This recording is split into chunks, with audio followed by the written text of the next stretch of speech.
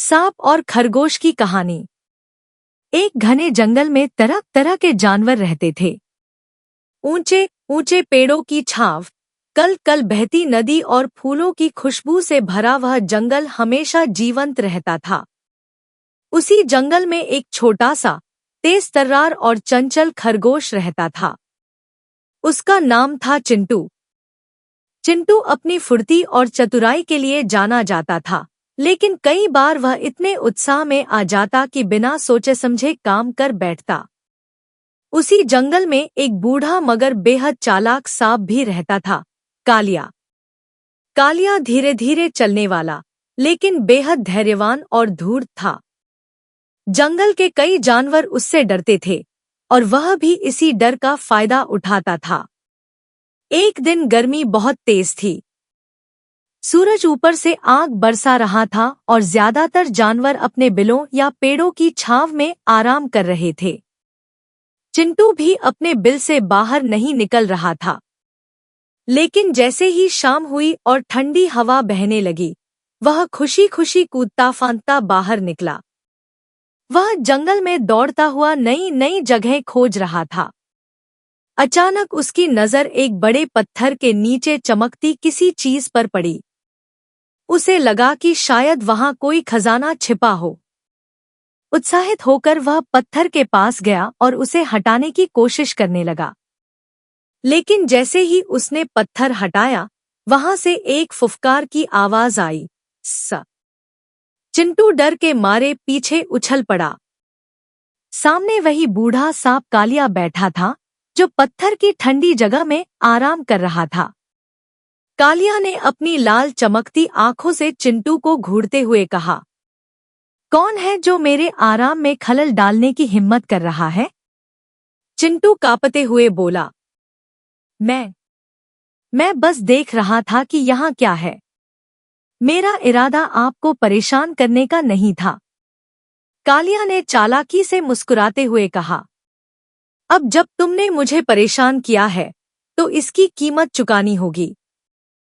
चिंटू समझ गया कि स्थिति गंभीर है। भागने का एक ही रास्ता था, लेकिन कालिया उसके ठीक सामने था। वह तेज था, पर सांप के जहर से बचना आसान नहीं था। चिंटू ने कहा, कालिया भाई, अगर मैंने गलती की है तो माफ कर दो। लेकिन तुम जानते हो कि मैं तुमसे बहुत छोटा और कमजोर हूं।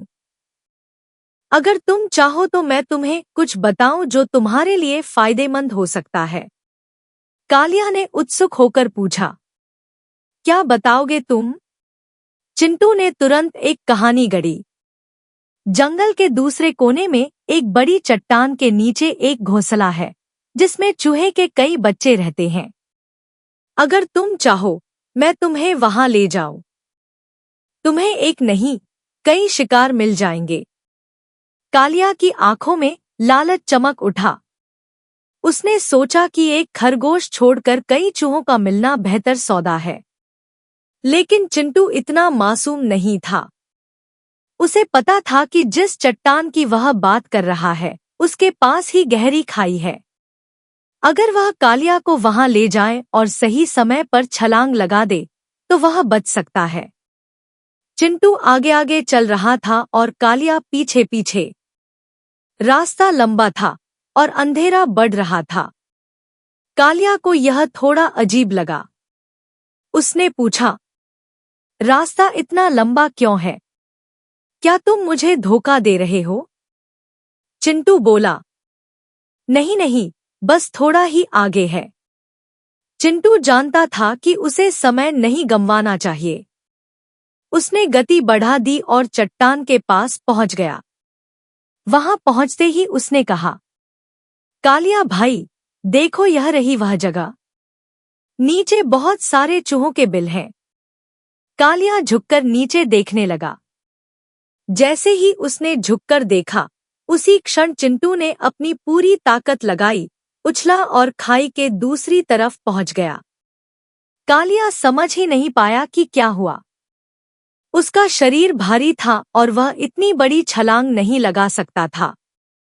उसने गुस्से में चिल्लाते हुए कहा, तूने मुझे धोखा दिया। चिंटू दूर से बोला, नहीं कालिया भाई, मैंने बस अपनी जान बचाई। गलती मेरी थी, पर इरादा नहीं। और जो लालच करता है वही फंसता है। कालिया गुस्से से फुफकारता रहा, लेकिन वह उसका कुछ नहीं बिगाड़ सकता था। अपने बिल में लौटकर चिंटू ने गहरी सांस ली। वह बच तो गया था, लेकिन उसे एहसास हुआ कि उसकी लापरवाही ने उसे बड़ी मुसीबत में डाल दिया था। उसने खुद से कहा, कभी भी बिना सोचे समझे उत्साह में काम नहीं करना चाहिए और हमेशा संकट में शांत दिमाग से सोचना चाहिए।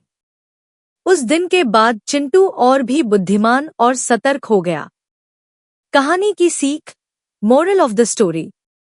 1. लालच का परिणाम हमेशा बुरा होता है।